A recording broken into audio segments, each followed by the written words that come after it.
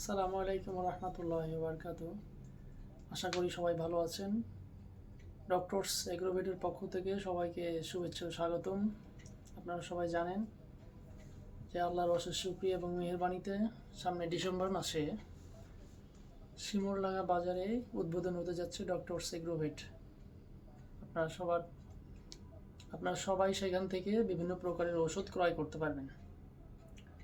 আজকে আমি আপনাদের সামনে একটি বিষয় নিয়ে আলোচনা করব, সেটা হচ্ছে যে আমাদের এলাকার ক্ষেত্রে অধিকাংশ ক্ষেত্রে আপনারা দেখবেন যে অধিকাংশ বাড়িতে গরু পালন করার ক্ষেত্রে তারা হচ্ছে গমের আটা, ভুট্টার আটা এবং খুদ তারা একত্রে মিলে দীর্ঘ সময় ধরে তারা বাসা বাড়িতে পাতিলে এটাকে গরম করে, চুলাতে হিট দিয়ে এটাকে গরম করে এবং গরম করার কিছুক্ষণ পরে রেখে দেয়। রেখে দেওয়ার পরে তারা এটা হচ্ছে গরুকে খাবার হিসাবে দিয়ে থাকেন।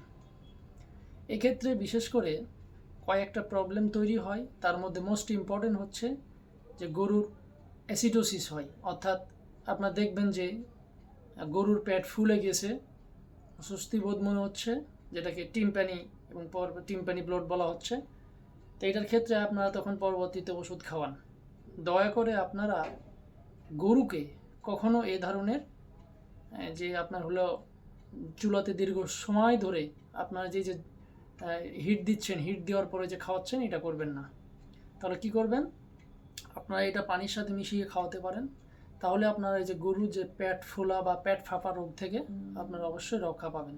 এদিকে আপনারা অবশ্যই সতর্ক রাখবেন